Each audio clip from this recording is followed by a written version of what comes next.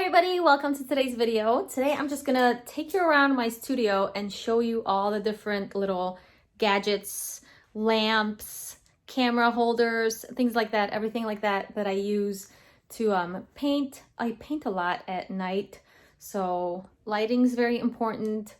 I also take a lot of videos and photos of me painting, so like having a good camera holder and stuff like that and tripods is very important to me. So I will show you all the little gadgety tools I use in my studio. All right, so the first thing I'm going to talk to you about is my table. I love this table. I got it at IKEA, and it's one of those that goes up and down with a click of a button. It was kind of pricey, but oh my god, it is so awesome to be able to sit or stand or have my kids paint on it sometimes when they do their little crafts right here. I can get it like super low, and my 3-year-old can just like stand at the table and she can easily reach. And it goes up really high. Even higher than that, but I have some things over there by the window that I don't want it to knock over. So yeah, it goes really high and really low, and it's really awesome. I will give you a link for that. I did buy it at IKEA. I'm pretty sure there's other brands that do this, but having the button, have it go up and down instead of like moving things, the automatic thing is really nice. And of course, there's a key, so you like remove the key, and now the buttons don't work because the kids like to play with this.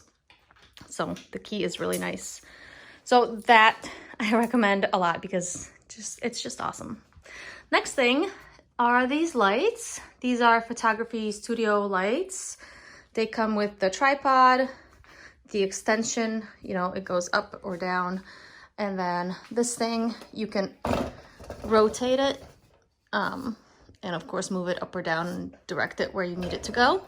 And the umbrella is really important to prevent a lot of glare and that harsh light. So umbrellas are awesome. Of course, you can take the umbrellas out, and when you're not using them, put them away. The bulbs are huge, I know, but they're awesome. I bought them on Amazon. I'll have a link for that too. Now, what I did with this one right here is I decided to use this little attachment thingy-majiggy and attach it to my table because this lamp never really moves. It always just stays right here. So I'm like, well, you know, to save some floor space, I'm just going to attach it to the table and have it live right there. So that's what I did. And this right here screws off, and you can take your lamp part out like that, and then it would go on that pole normally, but that's the one I got rid of. And then I bought just this pole and then this little attachment thingy on the bottom. And then I just attached the lamp to it. So I will have a link to this pole itself on Amazon. I don't remember how much it costs, but I'll have a link for you guys and you can check it out. So if you have a lamp like this, most of them are standard sizes for like photography equipment and these extension poles and stuff. So it should fit as long as you can take it off. And this again goes up and down a little bit. And this itself right here, this bottom part, this itself was a separate purchase from the pole. So the pole is a separate purchase and this was a separate purchase. So you can attach it to a table. Like I said, I paint a lot at night, so it's important for me to have a lot of bright light. So I bought these bulbs. They are ginormous and they stick out a lot. You can probably find lighter, or I mean smaller ones, but these are really nice. I really like those a lot. They've also fallen over with this. They just like topple over because my kids sometimes knock things over, and they haven't like broken, so that's awesome. So I'll have a link for those bulbs as well. Just make sure if you're looking for daylight that you like either research what you want or go and make sure that your bulbs are 5000 K color of the bulb, because you don't want it to be too yellow or too blue because then your colors are going to be off. All right, so next thing is the tripod right here. It is a Manfrotto tripod. I love it. It is a bit of a heavy duty tripod, so it's kind of heavy, but it's very stable. It's really nice. So I think with Manfrotto, I know I had to buy the tripod itself, and then my sister-in-law actually gave me this part right here. This top part, I think you have to buy separate with a Manfrotto. You might have to research that depending on what camera you got and stuff. And then make sure it comes with the little plate. So then when you attach your camera, you attach it to this. So, yeah, like I said, this tripod is kind of heavy duty. It's pretty expensive. So if you're just starting out, get something cheaper. But I had a really cheap one and it was just bad. I needed something to upgrade it. And I love cameras and photography, so it didn't really go to waste. I love it. I use it all the time. Oh, this is mainly used, only used with my DSLR, which I use an 80D Canon. I absolutely love it. And the number reason why I love it is it's really good with videos. It really does a great job with videos and autofocusing with videos and stuff like that.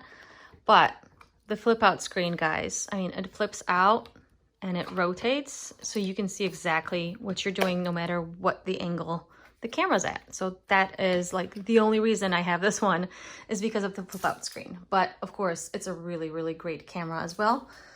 But another thing that I use to hold my camera is this thing right here. And let me set this phone up and I'll show you how this works. Speaking of cameras, it's never a bad idea to have two batteries for your camera, because every time I try to record something, my camera battery is dead, or I forget to charge it, or it's almost dead. So I always have two. One is always charging while the other one's in the camera, and then I just swap them out, and then the other one's charging while the other one is in the camera. So always have two batteries. Every time I buy a new camera, I buy a new battery, an extra battery for it right away. All right, so for the other arm holder, this is it. This is like the arm. It's again made by Manfrotto, and this one is really awesome. So it comes with this part right here. Just make sure you get one with a camera holder for a plate. And then when you, loosen this, you can move this thing around and really point it wherever you need it to go. So I'll show you how it works. So you need a separate thing like this. This little thing is the same one that I have on that light that I just showed you. That's attached to my desk. So you get this, you attach it to your table, and then you get yourself this arm, and you pop that in there, you screw it on, and now let's tighten this and put the camera on here.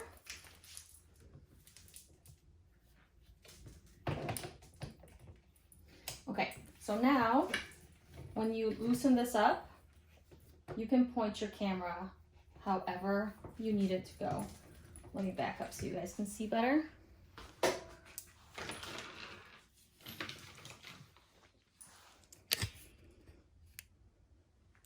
All right, so like I said, once you loosen this, you can move this around however you need it to go in any direction.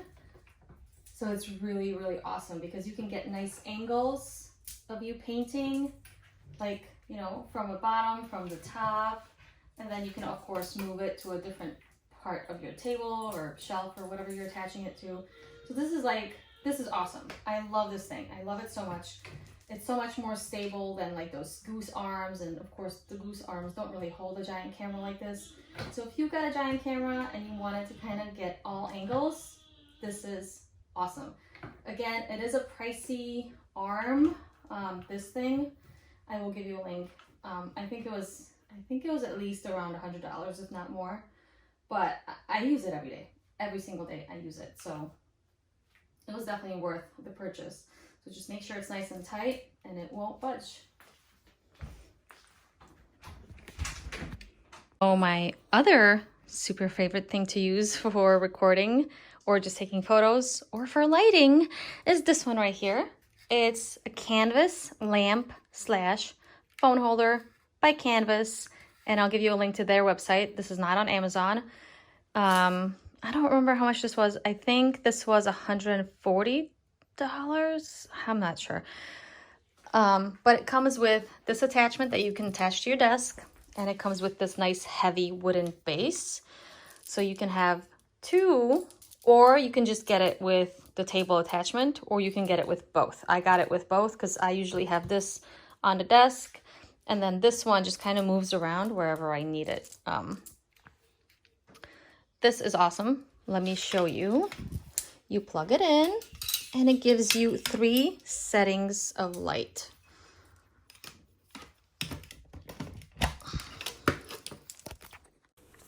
So once you take it out of the base, you can use their other base, which is like a screw-in thing for your table. Screw-on thing. What do you call these? Clamp? It's like a clamp. So you pop it in there, and it sits right there. So you can have it in one spot. You can just purchase it, I think, with just that, or you can purchase it with that little attachment and this wooden base. Now this is a nice heavy wooden base, but my phone is like one of those Max big phones, and it's really heavy. So sometimes I like using this if I'm gonna like really extend it out, because if I were to extend it out like that with the wooden base, it would fall over. But that's just because I have a big phone. Maybe other little phones don't do that. So you can put it in this little base and have it nicely here. You can screw it on a little tighter so it doesn't fall out, and you can move it around. Now the cool part is it has a light in it. So you plug this in. It's a USB as well. Oops. So you plug that in, and it gives you 3 settings for the color of the light. So let me show you.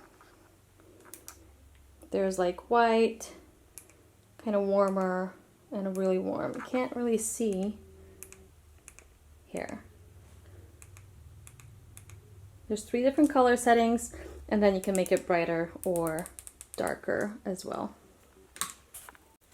All right, so another cool thing about this is how much this rotates. So you turn your phone on to, let's say, take a video or a camera. You can have it, you attach it. So I have this. All right, so to attach the phone, you just take off your pop socket if you have one. I have one, and I moved it just a little bit down so it's not right in the center, because otherwise it wouldn't fit. But you just attach it like that. It's like a little spring. So you attach it in there. You adjust your phone in there so that it pokes, your lens goes through that hole. And then you can rotate it, and then go up and down, and then move this whole arm. So you get a lot of different angles. So you can really get some cool shots as well. Just like with my Manfrotto arm for my DSLR, I can do the same kind of stuff with this thing, and it's awesome. Plus the built-in light is really great for taking photography or just painting at night or anything like that. So that is really great. And then of course you just tighten it up here. There's a little screw here thing. You can tighten it up a lot more so that it doesn't move if you want it to stay steady. And then you can loosen it up a little bit to just kind of move it around and record yourself and do all kinds of things with this. This is really awesome. I love this thing so much, so much, so much. I don't always use it for the light because I work with a lot of like glossy acrylics, and they kind of sometimes have a glare. But since I usually work in here, I have my big lamp up there, so that's really never a problem. Right. All right, another thing I have, which I just purchased this for my fiance, not for myself, because I don't really work a lot on the canvas, but he does. And this is to hold a phone or an iPad so he can see his reference photo like right there where he's at. So this is really cool. It seems pretty good and stable so far. Like I said, we only used it a couple times. I just bought it back in March. So, you know, I'm not sure how it's gonna handle daily use later on, but for now it's really good. What else should I show you? All right, my scanner is an Epson V600. I love it. I absolutely love the scanner. I read a lot of reviews about connecting the scanner to a Mac and it having some connection issues. I had that connection issue like the first day that I got it. Since then, it's been really good. So unless you're like scanning 20 paintings or drawings a day, you might run into problems, but I do it only once in a while. So I really haven't had any issues with it. I really recommend it. It's really, really good quality scanner. I had so many scanners in my life before this one, and this one is awesome. It's definitely worth the investment. I'm pretty sure they're back in stock. I know because of COVID, when I bought it last year, it was out of stock in a lot of places. So hopefully it's back to normal now. All right, so this is the printer I use for my fine art. It is amazing. I love it. There's some issues it's got, like sometimes I put my paper in, it doesn't always take it. You got to kind of tap it in. It's got some technical issues, but the print quality is amazing. And for now, since I'm not doing like a ton of prints, it is awesome. So I do recommend this printer. I'm not sure if they still make this exact one or if they came out with a newer model, probably, because I've had this for a few years. So check out on that, but I will give you a link to this one as well. Camera lenses, because this is important. So if you're taking photos of your fine art for print purposes, make sure you have a good lens, especially if you have a DSLR. I don't recommend using a 24mm lens or anything below that. I use a 50mm lens for taking photos of my art. That way they're not like stretched in any way. They're not like fish-eyed. They're not like super wide, or they're not weird. Okay, so they're not distorted. So I use a 50mm lens for that. I use the 24mm one for just like recording myself, you know, if I'm like painting something or just taking photos and I don't really mind the little bit of distortion. But if I'm taking a photo of like a finished painting that I wish to reproduce, then I use my 50mm one. Otherwise, I use this one a lot just because it's so close to the table that if I use the 50mm one, it would be like this. If I use the 24 one, it's like this. And if I use my 10 to 18mm one, it's like farther away so you can see a lot more. But now that I have this, I usually use my phone because I got a new phone as well. I have the iPhone 11 Pro. So the phone takes really, really good videos. As you see right now, this is recorded with the phone. So I just use this to record myself painting. So I only use that and this at the same time if I want 2 angles of my painting at the same time for like a class or something. All right, guys, that's it. I don't know if I'm missing anything. If I'm missing anything, let me know and I will go over things in my next video if you want anything more. But that's about it for all the equipment that I use on a daily basis in my studio. All the links to all the things are on the bottom below this video in the description somewhere. So check those out if you want to purchase any of these things, and have a great day, and I'll see you in my next video. So again, if you have any questions, let me know. That way I can make another video and explain things in more detail. All right, bye.